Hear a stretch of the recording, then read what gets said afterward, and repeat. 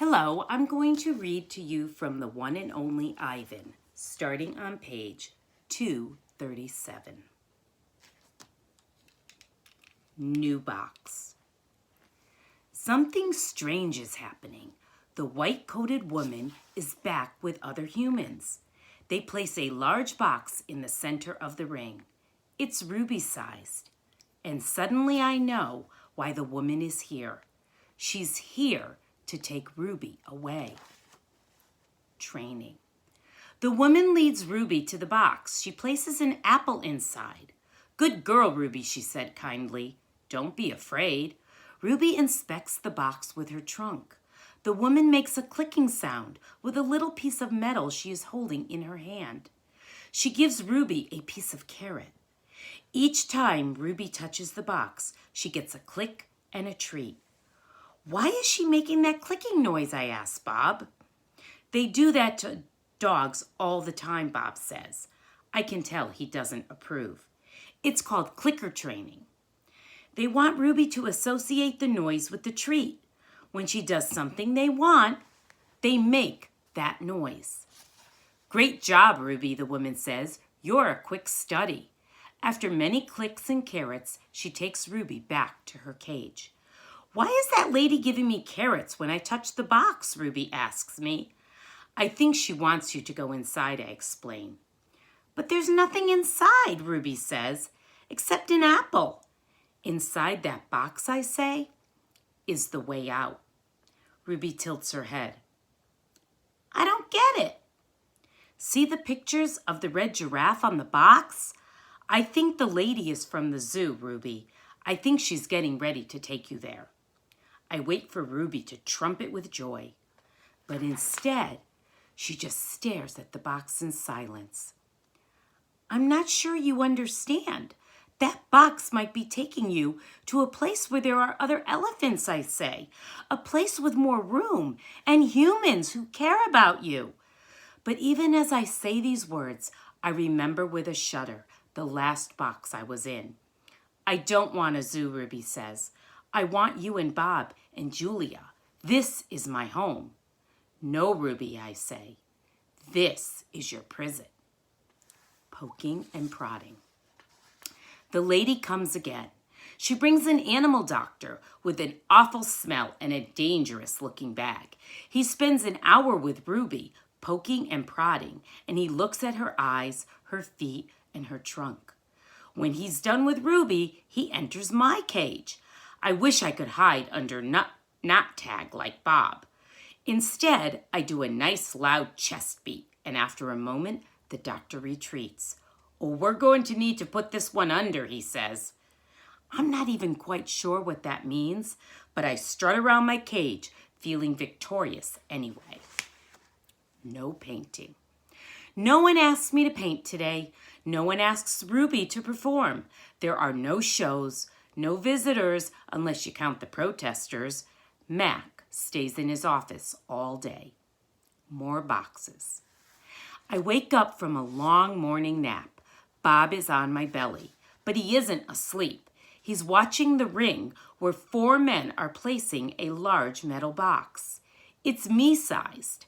What's that, I ask, still blurry from sleep. Bob nuzzles my chin.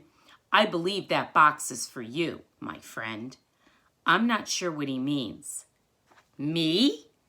They brought in a bunch of boxes while you were sleeping. Looks to me like they're taking the whole lot of you, he says casually, licking a paw. Even Thelma. Taking, I repeat. Taking us where? Well, some to the zoo probably, others to an animal shelter where humans will try to find them homes. Bob shakes himself. So, I guess all good things must come to an end, huh? His voice is bright, but his eyes are far away and sad. I'm going to miss your stomach, big guy. Bob shuts his eyes. He makes an odd noise in his throat.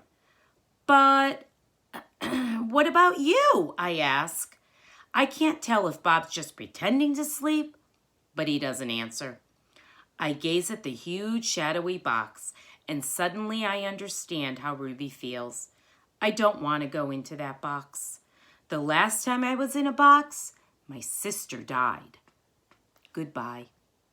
When George and Julia come that night, George doesn't get his mop or his broom. He gathers up his tools and belongings while Julia runs to my cage. "This is my last night, Ivan," she says as she presses her palm to the glass. "Mac fired my dad." Tears slip down her cheeks, but the zoo lady said maybe they'll have an opening there in a while, cleaning cages and stuff. I walk to the glass that separates us.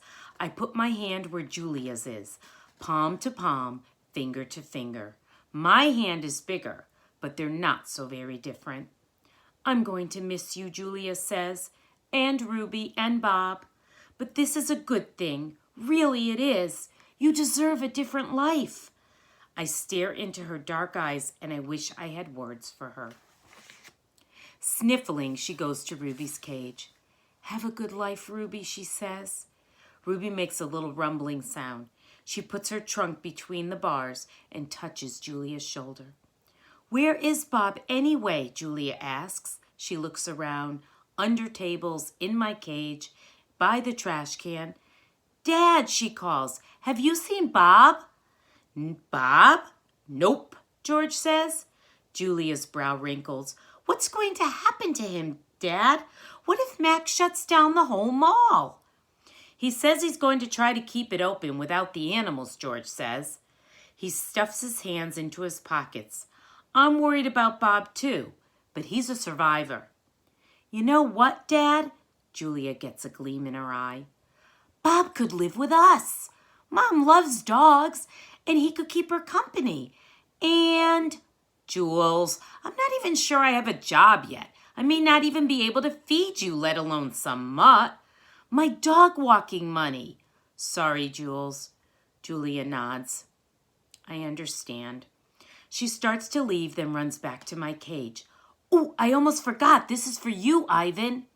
She slips a piece of paper into my cage. It's a drawing of Ruby and me. We're eating yogurt raisins. Ruby is playing with another baby elephant, and I'm holding hands with a lovely gorilla. She has red lips and a flower in her hair. I look as I always do in Julia's pictures, like an elegant fellow, but something is different about this drawing. In this picture, I'm smiling. Click. The door to my cage is propped open. I can't stop staring at it. My door open? The giant box has been moved and it's open too. The humans have pushed it against my doorway. If I walk through my door, I enter their box.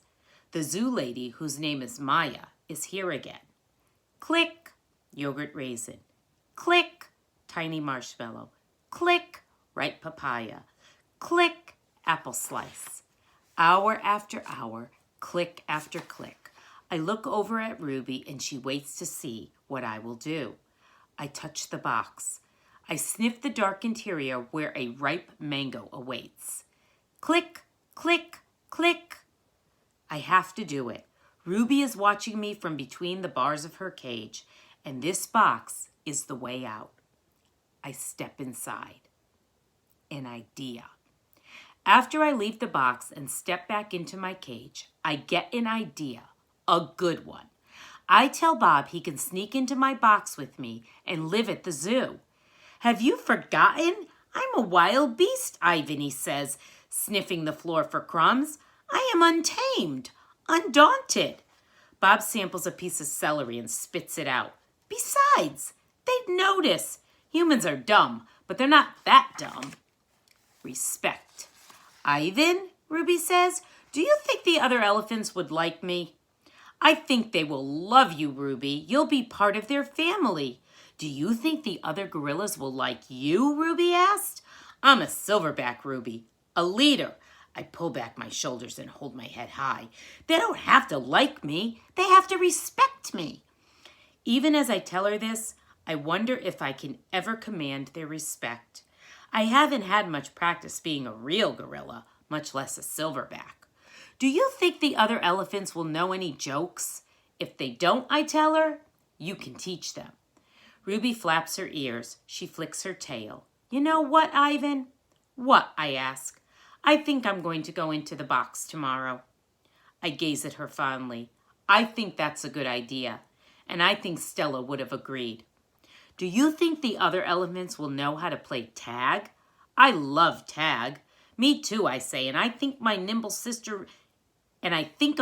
sister racing through the brush. She's always just out of my reach. Photo. Late at night, Mac opens my cage. The full moon falls on his sagging shoulders. He seems smaller somehow. Bob, instantly alert, leaps off my stomach and dives under Knot Tag. Don't bother hiding, dog, Max says. I know you sleep in here. Max settles onto my tire swing. Might as well stay one more night. Your buddy's leaving tomorrow. Tomorrow? My stomach drops. I'm not ready. I need more time. I haven't said my goodbyes. I haven't thought this through. Mac pulls a small photo out of his shirt pocket. It's me when I was young. Mac and I are on the front seat of his convertible. I'm wearing a baseball cap and eating an ice cream cone. I was a handsome lad. But I have to admit, I look ridiculous. Nothing like a real gorilla. We had some laughs, didn't we, Guy? Max says. Remember when we went on that roller coaster? Or that time I tried to teach you to play basketball? Max shakes his head, chuckling. You had a lousy jump shot. He stands, sighs, looks around. He puts the photo back in his pocket. I'm going to miss you, Ivan, he says. And then he leaves. He doesn't look back.